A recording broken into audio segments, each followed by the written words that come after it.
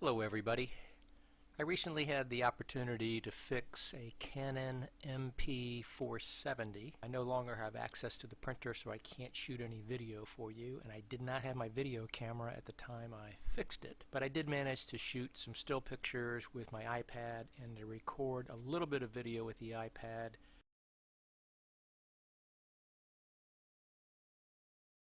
If you're getting this error message, paper jammed in the paper output slot, I have the solution here. I was not able to find a solution on the internet. What you need to do is disassemble the machine. I ended up disassembling almost the entire machine because I didn't know where the problem was.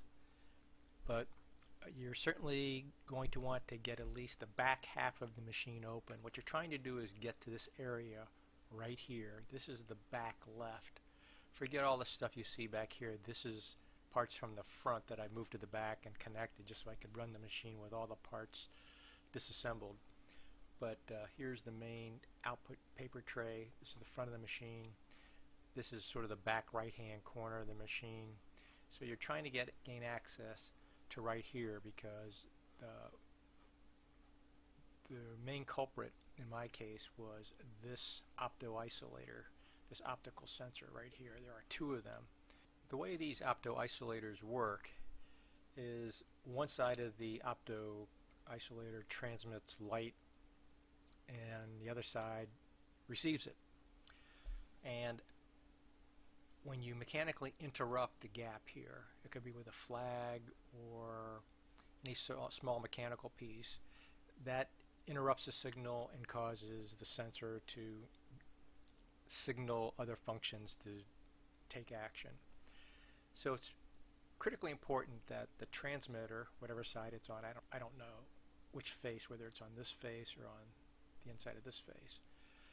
But what's important is that the transmitter face and the receiving face are clean so that the correct amount of light is transmitted and the correct amount of light is received.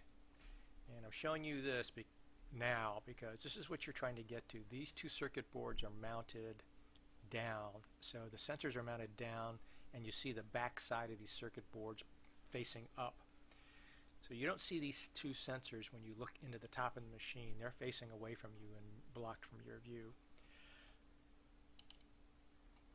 What you see on this Q-tip was my first pass at just one face of this, clearing the ink off a bit. I originally thought it was grease, but it appears to be black ink, and there's a lot of it. You can see some of the black ink is transferred to this white gear. This gear is all white, but as you can see, this part of it's black. It's picking up the black from this black gear back here, which is you can't see it, which is this gear right here. So the white one is here, the black one is here, and on this black gear is a disc that rotates inside the slot of that OPTO isolator through this slot right here.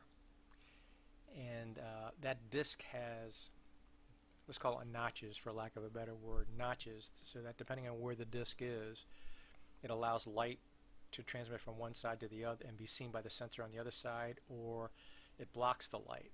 So imagine if the transmitter or the receiver face of this sensor is clogged with ink. It can't send the appropriate signals to the rest of the printer telling it what to do, and consequently it thinks that the gear is in a certain position. It thinks that there's paper jammed, and that's why when you go look and you don't see any paper jammed at all, the fact is there isn't any paper. It's the sensor thinks that there's paper there because the sensor's not getting an accurate signal. Remember I showed you those two sensors? One of the sensors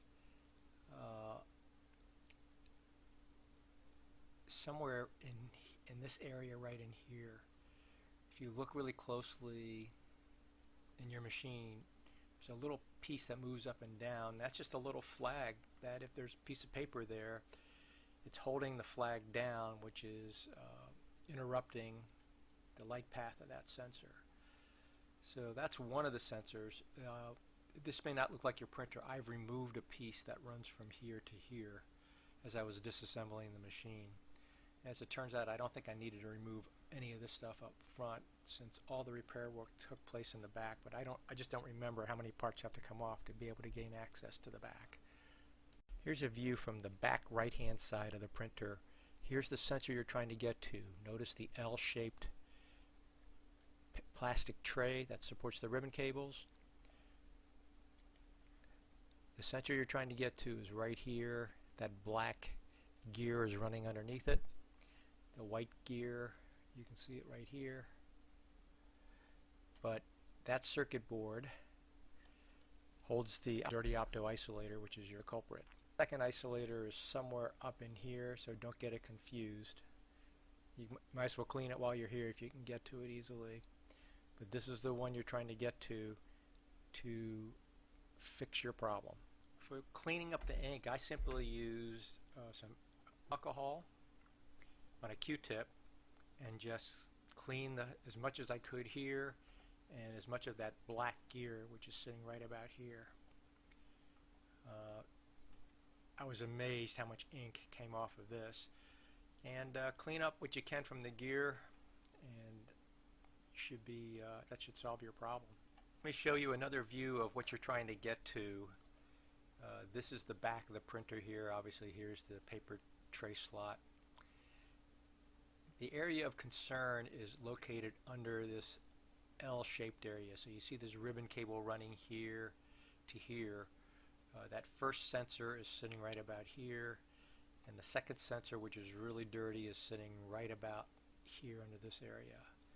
So if you can get to this part and see this L-shaped plastic tray which supports this ribbon cable, you'll have complete access at that point to those two sensors. And it's this sensor back here and the gearing underneath where there's a lot of ink that needs to be cleaned up.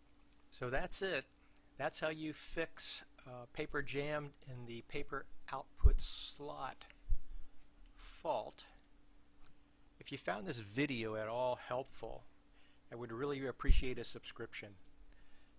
I have really no way of knowing whether these videos are useful or helpful to anybody unless you subscribe.